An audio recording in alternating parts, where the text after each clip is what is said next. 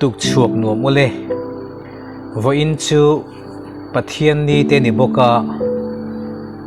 pathian thu cha poimo tak mai kan puang chuak le don anga be se na hlim om i thirang u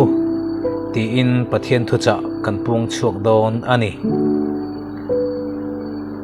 kan chen na khovel boidan te a ha thak zonga thlir chuanin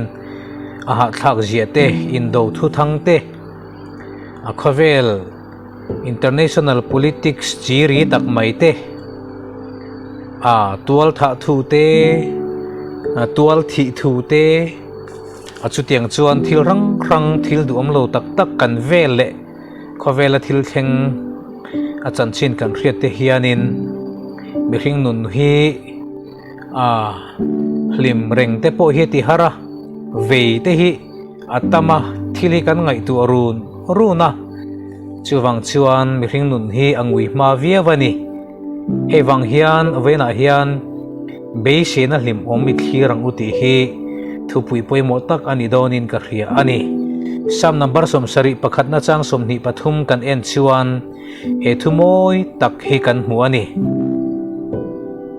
nangma faka ka zai hunin ka hmui hi ahlim em anga kanun na itlan po hi ahlim emang ti in kan hmu ani lalpana thumal somro se amen mi hring te hi pathian in taksa le rilru le tharau nein min siama kan taksa natin kan rilru le kan tharau te po hi angong fowa kan tharau ti na ta omin kan taksa te po hi achak thei tok thin lawa rilru lam nat na kan to la in chutiang chuan taksa te zuaya tharau lama po atran mar tak tak thei thin lawa chuwang chuan taksa rilru tharau himdam kan nei theina turin tunlai khovel sual taka hian ma ni tharau mangai na le duat na chang kan hriata khovel chetak kara hianin be se na hlim om kan thlir ram apoi mo hle ani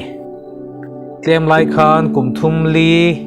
veliam to khan kan rong bol pui pakhatin thutoi te asoya chu thusoya chuan papakhat hianin ni tin mai hi hlim takahun manadua a eng zonga thil thira duwa wangin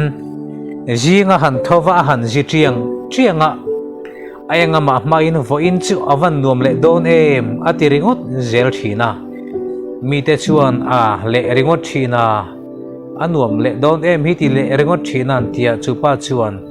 anialo male ni tin hi hlim takin nuam takin mantur thil hi hu phurun lo turani ti zong khanin alo ngai thin ani hei vena hian a kan zirve te po poimo in ka hria a ni tin hi be se na hlim om ne na kan thira a athim zong a thil kan thlir lo apoimo khop mai tia hi ka soidu ani kanin chung khur athim meka kanin chung khur boruak arita a hri om hle ni po in athim zong kan thlir chuan kan thim tula kan mel te po hi athim tula lungai mel te hi lang thin ani amai ro chu vena hian davida ina asam jek tuina siang hian nangma faka ka zai hunin ka mui hi ahlim manga kanun na itlan po hi ahlim mang tia chumi a eng zonga thil thira chu kan zir apoi mo mayani rongbol tu pakhat hi arongbol na abe dong rutlat maya tu ma arongbol na changa harle an tharau bo aman sakpo hi pakhat ma nei lawa in hriat na he neya arongbol na lo cham hle ain ngai awangin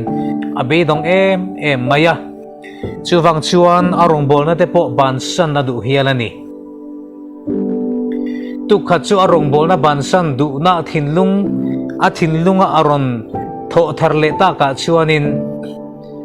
aril ruin ban na ka the lut mai don em ni o ti ringot mai kharil ruwa ari tlut maya chu ti lai tak chuan antuk vera tanga naite thingzara hian savate pakhat hi aron rama give it up bansan ro ti hian a ram hian a hria pathian he na chon lalpa he hi i oni em karong bol na hi bansan mai hi irem ti na em ni ti nan tong traya aril ruwa chuan bandu na kha alen laklo to wangin pathian o nitlatin a ria a chu sawa chuan bansan ro titlata ria ta wangin anu pui ne na chuan nu e lalpa o nitlatin ka ria karong bol na hi ka bansan mai hi a thain ka ria ni a han ti a ani le chu eng tin ngia chian nei atia so sawa so en ro arham le mayang lo en maro give it up atitlatani bansan ro titlatani ti inahan soya sawa churon ram le ta nu chuanin ahan ngai thawang wanga ngoite keep it up ti zero ati zo kani chu ngoite pa a he sawa ram dan hi iredik lo ti zero ati zo kani ahan ti a an pa chun ngoite kangai tha sualem ni ani zok takang a ti in an nu thu sei chu a oi ta zoka arong bol na tlom san lavin rong bol zel turin aril ru chu siam felta ni anti ani vena hian ring tu te hi abei dong zonga kan ngai tu na kan man chuan engkim hi atop zongin kan ngai thina ni amai ro chu lalpa chuan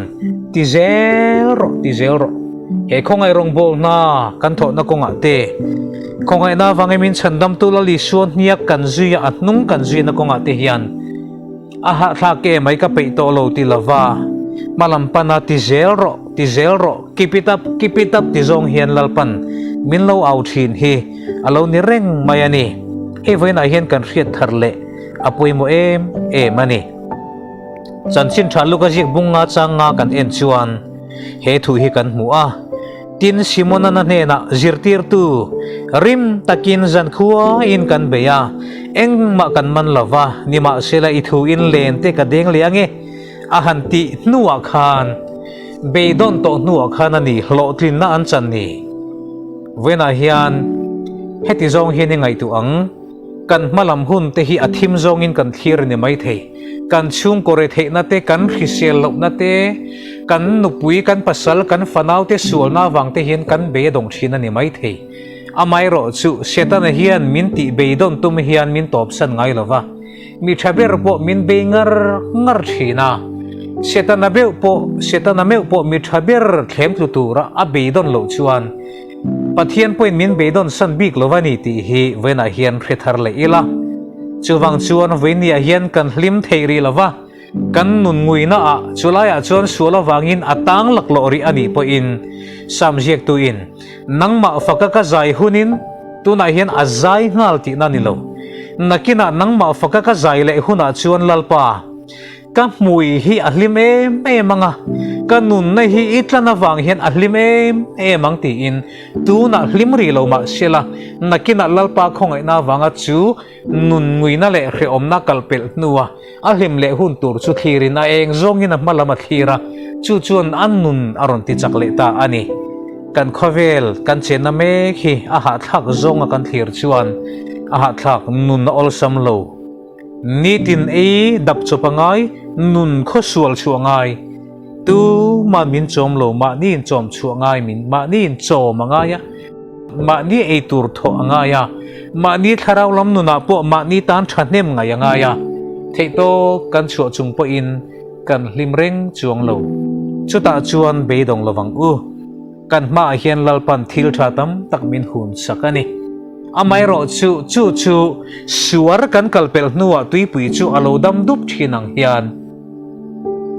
he hun har sa voina kan paltlang mek kan khisel lo na te kan re thei na te kan har sat na te kan ril runat na te kan chung ko suala wanga kan rum na te hi he tiang ring hi kan ni don lo lalpa wangin nakina chuan hlimin nama kan fakanga kan thinlung hi lalpa wangin alom mo reng don ani chu vena hian I thir le ila athim zonga thir lovin hlim na be se na hlim om lalpa wangin vena hian I nei thar liang lalpa nangma hian ka in na te ka dam na ka hlim na ka nom na zong hinang ma ani nang ma hian ka be se na ka ngat thar le a nang chuan tu ma iti thlon ngai lo nang ma hian karin na karon khat thar le a ka be se na karon khat thar le ti in lalpa ne na ho u tukina hian itlulu ti la ti chuan pathian chi bai buk na voina hian in khom thewang u lalpa mi te ne na kan tel ve hi kan tan hian mal som na ni thin in khom lo te ai nin khom te hi an hlong nge thin thil thalo ti thin te hi anin khom lo kara ani mi in khom laya anin khom lo kara hian ani an ti thin ni voina hian lalpa nai kan tum chuan a taksa ami te in pol khom ko ran po nai thar liang u lalpa na thu mal som ro se amen itong tayang u lalpa kan pathian chungnung bermin mangai tu voina hian i khongai na wang chawin pathian ni chol ni nangma puala kan ser ran ni kan lo thleng le ta voin hi lalpa nangma nen chuan awahan nuam le don em chu tiang anga be se na hlim om nangma awanga nei le thei turin kan za hian min tran puila voina hian i du zonga kan hunte kan man the nan i tharau thiang lim kai khroi na le i pol na te i tran pui na le i chen chiu na te atharin kan di le a he thu cha ngai thatu te zong zong hi voina hian atharin lalpa nangin mal som leang che lali so Krista mingin kan ron ti le amen